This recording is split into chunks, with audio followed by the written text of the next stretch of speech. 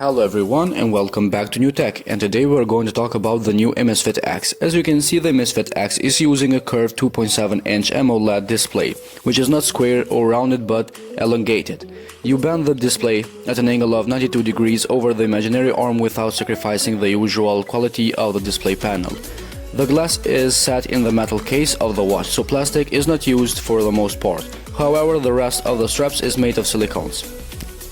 The battery also had to be adjusted. A curved lithium 220 mAh battery is used for this purpose in this watch, so it will last around 7 days, which should guarantee a battery life that is good enough. The Amazfit X will start to ship in the second half of the year. So guys, this was all for today's video. Thank you very much. Hit the like button, subscribe our channel, and we will see you in the next video.